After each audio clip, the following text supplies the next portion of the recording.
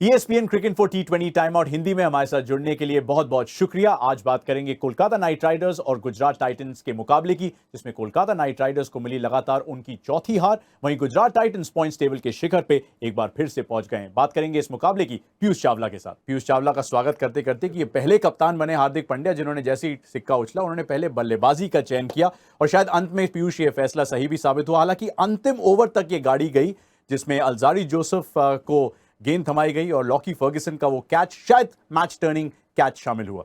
बिल्कुल, देखिए जिस तरीके की लय में नजर आ रहे थे आंद्रे रसल और बहुत अच्छी बल्लेबाजी कर रहे थे, पहली बॉल पे छक्का भी जड़ चुके थे।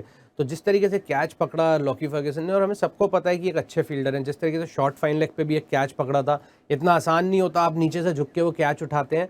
तो वो एक टर्निंग पॉइंट था। लेकिन तारीफ करनी होगी यहाँ पे गुजरात टाइटंस के गेंदबाजों की कि 155-156 रन बनाने के बाद उसको डिफेंड किया। लोएस्ट टोटल इस सीजन का जो कि डिफेंड किया गया है आईपीएल के इस संस्करण में। लेकिन पीयूष, आंद्रे रसल 6 छक्के उस पारी में, उसके साथ गेंद में भी कमाल दिखाया। 20वें ओवर में जिस तरीके से उन्होंने 4 विकेट चटकाए, कैसे देखा आपने उनकी परफॉर्मेंस को? हालांकि वो एक लूजिंग कॉज में आई। परफॉर्मेंस बहुत ज़बरदस्त थी, पर इसलिए इससे पता चलता है कि क्रिकेट एक बंदे से नहीं चलता, इट्स अ टीम गेम।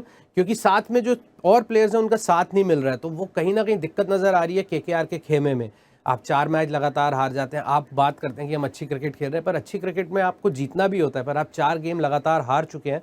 तो कुछ ना कुछ एक थिंक टैंक को बैठ के सोचना पड़ेगा कि कहाँ पे गलती हो रही है। हालांकि गेंदबाजी में बहुत दिक्कतें दिखाई देती थी कि आखिरी के ओवरों में बहुत रन जाते थे, पर इस बार अंतिम ओवरों में बहुत अच्छा किया। 5 ओवर में मात्र 29 रन दिए, 7 विकेट भी लिए। जहां एक टाइम लग रहा था 180 रन बनेंगे, 155 पे रोका, लेकिन उसके बाद जो सामने दिक्कतें आई बल्लेबाजी में आई।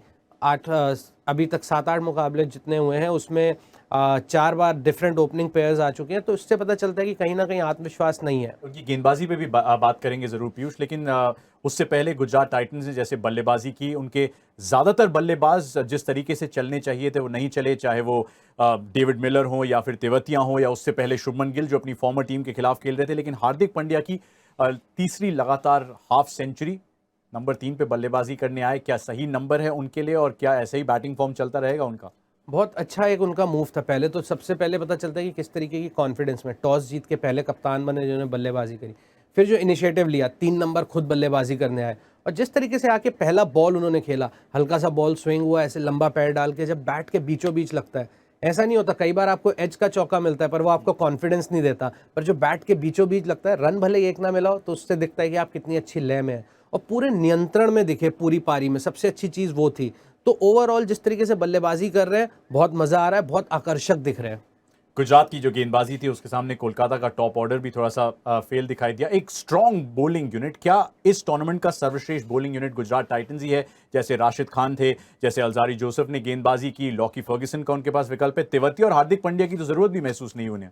देखिए, अगर बॉलिंग की बात की जाए तो अक्सर हमने देखा है कि एक टीम में एक बॉलर होता है जो 145 148 डालता है, पर यहाँ 3-3 बॉलर ऐसे हैं। शामी को आप ले लें, चाहे लॉकी फर्ग्यूसन ले लें, चाहे अल्जारी जोसेफ को ले लें, तो आप जब इन 3 को खेलने के बाद आप पावर प्ले के बाहर निकलते हैं तो आप सोचते हैं कि अब थोड़ी राहत की सांस लें, लेकिन आता कौन है? राशिद खान। और अगर मैं यहाँ पे तारीफ करना चाहूँगा यश दयाल की भी, इतने तेज नहीं है लेकिन जिस तरीके से बॉल को लहराते हैं हवा में, तो वो भी कहीं ना कहीं बहुत इफेक्टिव हो जाते हैं। और इन तीनों के पेस की वजह से उन्हें भी विकेट मिलते हैं, क्योंकि बल्लेबाजों को लगता है कि इनके अगेंस्ट थोड़ा चांस लिया जाए। कोलकाता की गेंदबाजी की तरफ जिसमें आपने पहले भी बात की, उसकी तरफ आपका ध्यान दोबारा ले जाना चाहूंगा पीयूष की।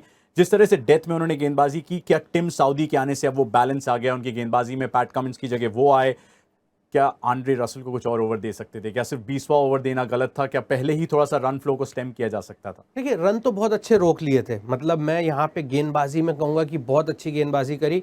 हाँ, जो एक चिंता का विषय उनका पिछले कई मैचों से बना हुआ है वो है वरुण चक्रवर्ती। वो उस फॉर्म में नजर नहीं आ रहे हैं, और जिस तरीके से गेंदबाजी कर रहे हैं वो आत्मविश्वास भी नहीं दिख रहा, क्योंकि जिस तरीके से आज तीसरा ओवर भी डालने आए थे तो वहाँ विकेट लेने की कोशिश नहीं कर रहे थे, वो बचने को देख रहे थे। और ऐसा नहीं था कि आप स्लॉग में डाल रहे हैं, आप बीच में डाल रहे हैं, और बीच में अटैकिंग स्पिनर होने के बाद अगर आप बचने को देखेंगे तो इससे पता चलता है कि कहीं ना कहीं बहुत ज़्यादा आत्मविश्वास कम है। तो ओवरऑल बॉलिंग आज बहुत बेहतरीन थी, लेकिन जो निराश किया वो बल्लेबाजी ने किया। गुजरात की राह आसान लग रही है प्लेऑफ्स तक की, लेकिन कोलकाता के लिए वापसी का रास्ता क्या है? वापसी का रास्ता बैठ के इनको बात करनी पड़ेगी और एक टीम पे भरोसा दिखाना पड़ेगा। जैसे आज इन्होंने कुछ चेंजेस किए, सटल चेंजेस थे, 2-3 लोग आए, 1-2 लोग।